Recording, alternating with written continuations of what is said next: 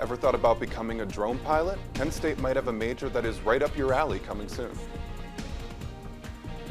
3 briefings are being held today for the citizens of East Palestine. What was said and what Governor Mike DeWine is doing for resident safety.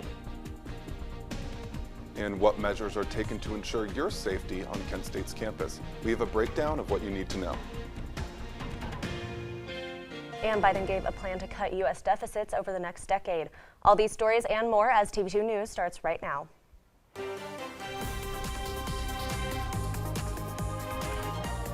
This is TV2 News. Good Wednesday evening, Portage County, and thank you for joining us. I'm Chris Abreu. And I'm Kelsey Drennen. We start off tonight looking into campus security here at Kent State. In light of the recent threats of violence on college campuses, Kent State University looks to securing the safety of its students. TV2's Olivia Sharp spoke with campus officials about the measures taken to secure campus safety. Olivia? Hi guys, that's right. Kent State Campus Police is taking all the steps necessary to ensure students are safe. In the wake of the shooting at Michigan State, many Kent State students may be worried about their safety on campus. But Kent State ranks as one of the safest college campuses according to the FBI crime statistics. And this is in part due to the increased awareness by the Kent State Police. We patrol in several different ways, obviously in cruisers. Typically when the weather's bad, that's you're going to see us in cars because it's cold. But a lot of midnight shift, especially like to get out on foot patrol. It's just easier to get to certain areas of campus if you're either on foot or on bicycle. So we also have a bicycle patrol as well. In addition to the patrolling officers, the campus also has over 50 emergency phones and 1,000 security cameras. Our dispatch actually has the ability to pull that camera up as they're dispatching us. And, say there's a person taking off running, the dispatchers can typically follow that person. The Kent State Police Department spends hours every week training for threats to campus, which is a big difference compared to other campus police departments. Outside of those large-scale scenarios, we have training every month where we actually dedicate one of our work days instead of working the road for 8 hours. We're in that training. Though in the event of an emergency, there is one way to quickly get information on campus: flash alerts. We have a mass notification system that will go across all of the speaker systems inside and outside of every building on campus. From the time of confirmation where we thought we had an active threat on campus to the time that the flash alert was sent out was 46 seconds. To sign up for flash alerts, visit kent.edu/flash alerts. Reporting for TV2 News, I'm Olivia Sharp. Thank you, Olivia. A brand new concentration is coming to Kent State's College of Aeronautics, pushing forward technology and unmanned aircraft systems. In other words, drones. Our reporter Noah Rowe has more on what students who are interested can expect. Noah? That's right, guys. Construction is well underway on a new expansion of the current Aeronautics and Engineering building that will nearly double the building's current size. The expansion will bring new technology, classrooms, as well as new programs. The College of Aeronautics and Engineering's new building expansion is going right according to schedule, and the project is expected to be completed soon. It is supposed to be fully wrapped by mid-March. That means the outside, the exterior is going to be wrapped enough so that it's watertight. Students who are currently enrolled in the college can concentrate in unmanned air systems, but following the expansion, they will soon be able to major in it. We will have a BS in UAS operations. We will have a BS in professional pilot, a BS in air traffic and airspace management. The current name of the program will soon be changing nationally to be more inclusive. Nationally, it is changing to uncrewed, which is much more appropriate, and we will be changing the name of the program to align with that. The new 3-story expansion to the current building is set to offer many new spaces for students to learn as well as collaborate. Students will have access to a design lab, 3D printers, new classrooms, and much more. Atrium, which is the Henry and Louise Timken Atrium, is 2.5 stories tall, and that allows us to fly UAVs indoors year-round. And the building will be open to all students, regardless of their major, to allow them to get their hands on the new technology. Come hang out in our spaces. We don't check at the door to see who's who. We're welcoming, and we want our students to collaborate. For more updates on the expansion, check out kentwired.com. Reporting for TV2 News, I'm Noah Rowe. Thanks, Noah. Northeast Ohio travelers heading to Norfolk, Virginia will be able to catch a flight at the Akron-Canton Airport. Airport officials announced Breeze Airways will offer a nonstop flight to Norfolk from June 1st to September 15th. The flights will go between Akron-Canton and Norfolk International Airport on Thursdays and Sundays. It is the first nonstop flight the airport offers to nearby popular destinations like Virginia Beach and the Outer Banks. For a limited time, $39 one-way tickets are offered.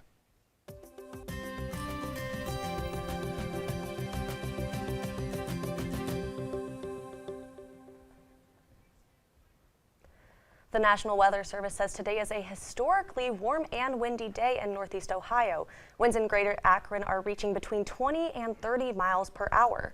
There was a wind advisory in effect until 4 p.m. Officials say the windy weather coupled with the high humidity today poses fire risks in the region.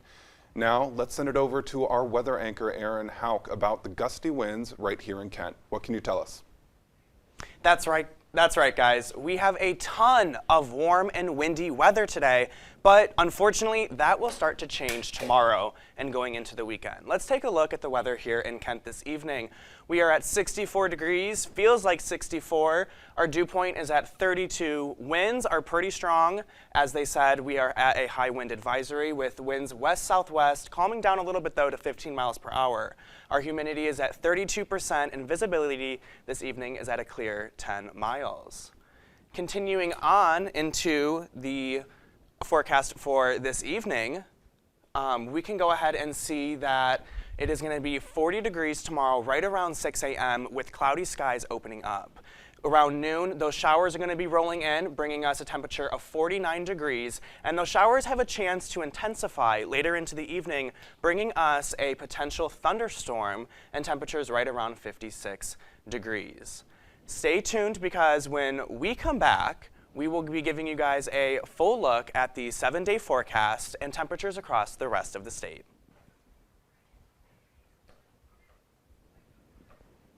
Thanks, Aaron. A Bexley Middle School teacher resigns after a racist image was shown during a morning announcement for Black History Month. The image was of an orangutan eating a watermelon while students read a fact about Black History Month. Superintendent Jason Fine and other school officials condemned the incident and promised to conduct a full and thorough investigation. Students say this is not the first race-related incident, and the school board principal Alicia Mitchell said more work needs to be done in regards to racism. And when we come back, new press conferences brought new information on the situation in East Palestine after a massive train derailment near the start of the month. More information ahead. And Biden continues to outline his plans to cut the national deficit. More in his timetable for the next decade ahead. Tomorrow's news leaders. Today's top stories. From an award-winning student newsroom. This is TV2 News, truly Portage County. Welcome back. We have new updates coming out of the current situation with the train derailment in East Palestine, Ohio. Our very own correspondent Jacob Brooks has more on this situation and what Governor DeWine has to say. Hi, Jacob. Hi guys, it has been almost 2 weeks since the derailment and there are still new developments and updates from authorities coming out every day. And just this afternoon, we got an update on the water quality in East Palestine. New water testing results say there are no contaminants in the wells that feed into the town's water system. And the Ohio EPA says the water is safe to drink, but people who get their water from private wells should get them tested. Several Ohio Democrats, including Ohio Senate Minority Leader, spoke today. They say they're concerned about some of the safety recommendations. Meantime, charges have been dropped against a reporter who was arrested while reporting in East Palestine. Ohio Attorney General Dave Yost said this morning that Evan Lambert, a reporter with News Nation, wasn't doing anything wrong. Video shows officials asking him to stop reporting during a press conference last week because they say he was being too loud. There was an argument between Lambert and the officials before he was pushed by a member of the Ohio National Guard and arrested. He was charged with resisting arrest and criminal trespassing. He said he's still processing what happened, but this won't stop him from reporting. We're going to hold them to what they said. We're going to hold them accountable. They're responsible for this. They're responsible for a very serious train wreck that occurred with some very toxic material. And Governor DeWine said he will be holding the train company Norfolk Southern responsible for the derailment, and he also wants Congress to look into it.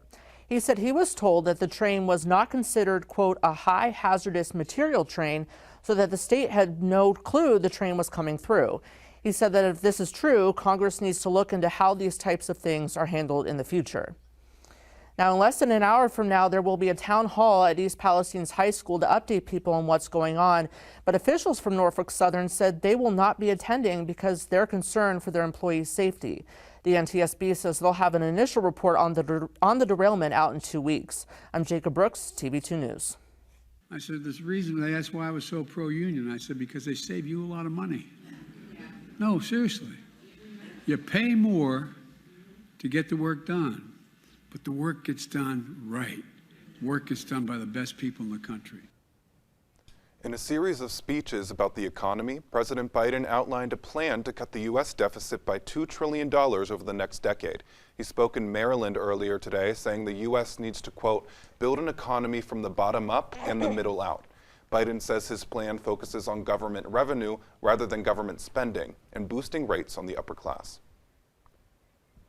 And the Justice Department decided to not charge U.S. Representative Matt Gaetz after a years-long federal sex trafficking investigation. The investigation started back in 2020 when Gaetz was accused of violating federal law by paying for sex, including women who were under the age of 18. In September, prosecutors working on the case recommended to not charge Gaetz. However, the final decision came from senior Justice Department officials. The Michigan State University community is in mourning following the Monday night shooting on campus, leaving 3 dead and 5 others wounded. A vigil was held last night at St. Paul on the Lake Church for one of those killed, Brian Frazier. Another vigil for the victims is happening right now on the MSU campus at The Rock, a landmark on the school's grounds. A press release says the vigil will focus on supporting and nurturing the entire community as their healing process slowly begins. And the mass shooter in Buffalo receives life in prison. The shooting happened in a predominantly black area where 10 people were killed.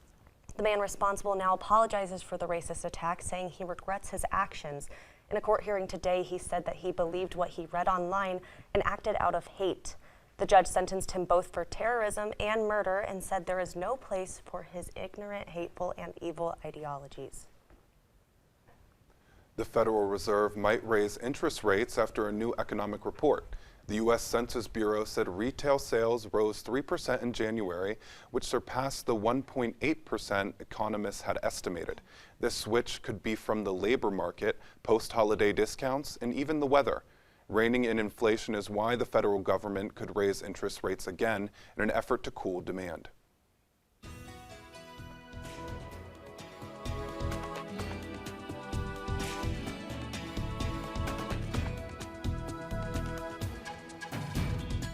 There is still some time until the winter months are over, but experts are already saying it's time to fight against allergies. Over 60 million people in the U.S. suffer from allergies, and experts say there are many ways to start protecting yourself. Allergist Flavia Hoyt with National Jewish Health recommends a steroid nasal spray to protect against inflammation. He says other over-the-counter therapies can help as well, such as pills or nasal irrigation devices like a neti pod. I gotta say, I'm not really excited about this type of weather. What, moving into allergies? Do you have allergies? I don't know, but I know that I do get kind of a little bit of a, I think it's just because the weather keeps changing. Yeah, you just don't expect this kind of weather this early in the season. So. Yeah, so let's toss it over to our weather anchor, Aaron, to kind of, let us know what's happening.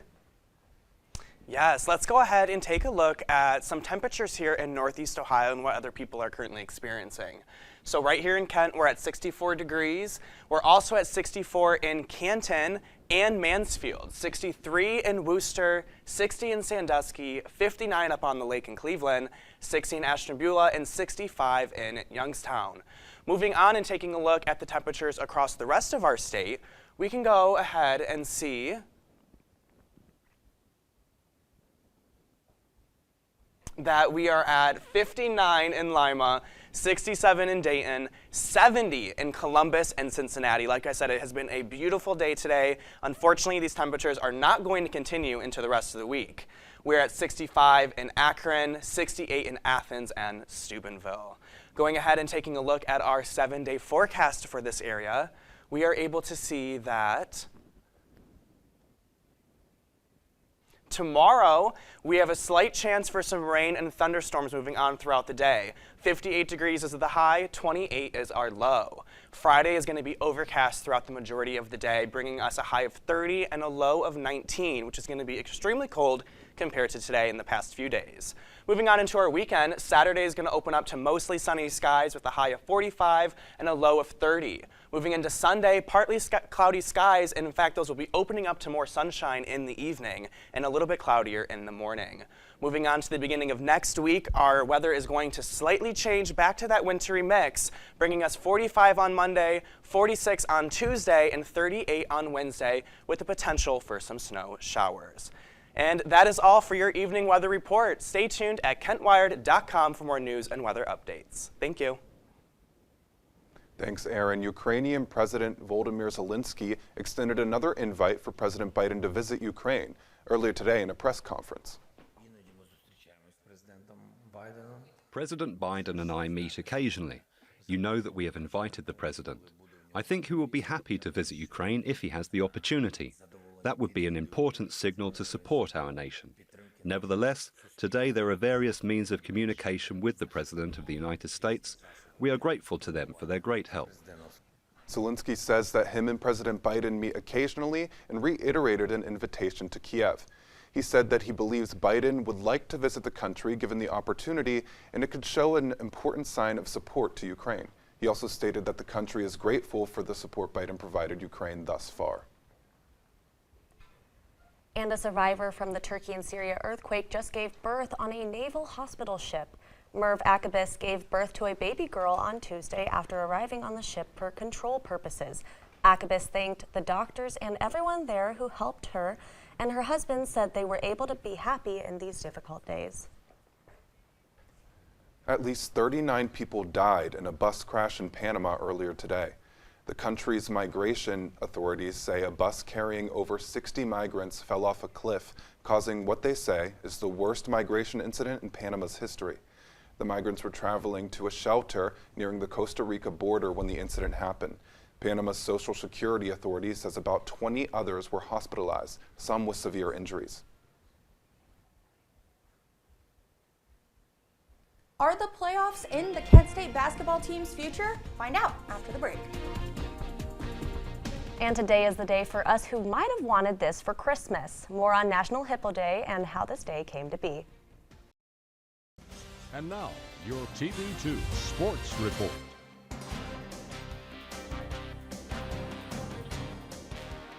Welcome back, Portage County. I'm Della Fowler at the TV2 Sports Desk today.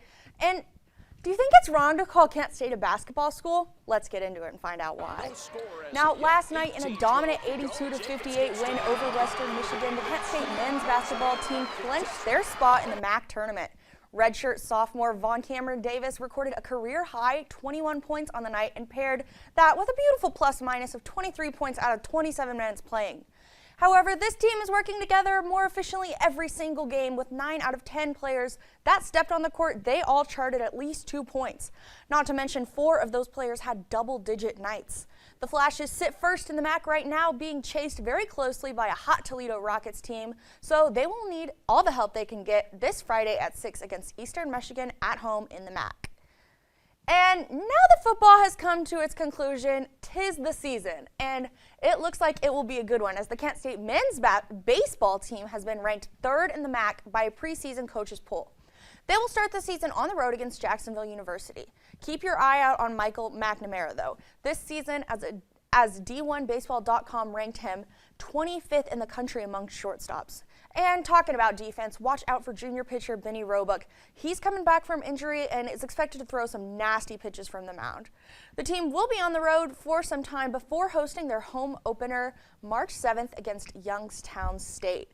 And we'll take it to the rink now. Welcome to Columbus. We've got Devils and Jackets. Devils got some fire in their skates. Zetterlund on the feed. Sharon Govich saved that pair 5 times fast. Sometimes all you need is a 5-hole. Devils will take the lead in the first. And, you know, Jersey got a little too devious, and the Jackets, they're going to take the power play here. Save and check, but there's the rebound, number 13 with 1.3 left in the period. That Johnny Hockey contract is paying off for Columbus in big ways. And early in the second, here we go. It's a baby breakaway, as I like to say. Jasper Bratt, how about that one? Only 7 seconds in. Elvis wasn't ready. And CBJ, they're going to prove that they've got some speed too. Quick from a little wristler on the stick of Boquist coming from the neutral zone, and this game has been tied once again. It's been back and forth all night, but Michael McLeod, he's going to go through this sea of jackets, but does he have time? Yes! Ryan Graves, he's the hero with under 2 seconds left. Elvis and his Jackets will leave the building with the Valentine's Day loss to that very good New Jersey Devils team. It's 3-2. And that is it on this beautiful evening. I'm Della Fowler, and I will catch you on the court, Portage County. Thanks, Della. After the break, how one kid gained viral attention while attending his very first professional hockey match. Welcome back. As I am sure you all are already aware of, probably not, today is the day to celebrate the 3rd largest land mammal in the world.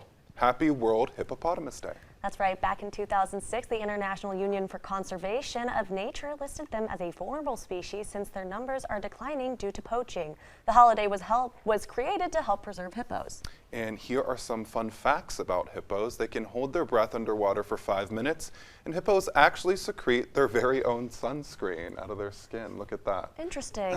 And a little kid's first hockey match ended up with him becoming a viral celebrity. CNN's Jeremy Roth has more on how the little guy got everyone cheering for him. Watch a cute kid's first hockey game turn him into a local legend. During a break in the action, Detroit Red Wings fans took turns cheering random Vancouver Canucks supporters in the crowd to cheering for 4-year-old George, an adorable apple-cheeked kiddo who was apparently enjoying his first hockey game ever. As the arena's cheers got louder and louder every time. The team shared the video, which garnered more than 2 million views and scores of fans standing the newly crowned King George. His mom later posted thanking supporters and adding that her sweet little superstar says he, quote, loves the red team. Speaking of legendary videos, a Pennsylvania animal rescue put together a humdinger of a promo vid to help with local pet adoptions, going with an 80s dating show vibe that is equal parts creative, cute, and cringy. I'm Mateo, dog by day, but a dog by night. I'm Layla, and you may have already noticed my beautiful blue eyes. The video from the Animal Rescue League reeks of 1980s dating shows like Love Connection, where eligible bachelors with mullets were matched up with lovely ladies with mullets. All right, that's enough of that. The adoptive doggy testimonials were voiced by rescue volunteers who nailed the charming and sometimes cheeky dating show vibe. The perfect date? Plenty of playtime, if you know what I mean. For Take a Look at This, I'm Jeremy Roth. I gotta say, I'm pretty excited for him. I remember my first hockey game. Here's the thing. This is probably embarrassing because I should be a big hockey fan, and I'm from Pittsburgh. I should be a big Penguins fan. I want to learn more about it, but I never went to my first Penguins game until I was like a junior in high school. Really? I love hockey. I love going to the Kent State games. I need to go honestly more to Blue Jackets or Penguins games. I've just been very busy, so I haven't had the time. I will say, out of the sports that I do occasionally watch, I would consider hockey to be one of the most excitable. We'll have to go sometime. And that is all we have time for today. Thank you so much for joining us. For updates on all these stories and more, visit our website at kentwired.com and on social media at kentwired on all platforms. I'm Kelsey Drennen. And I'm Chris Abreu. Have a great night, Portage County. This is Portage County's TV2, broadcasting from the campus of Kent State University, streaming online at kentwired.com.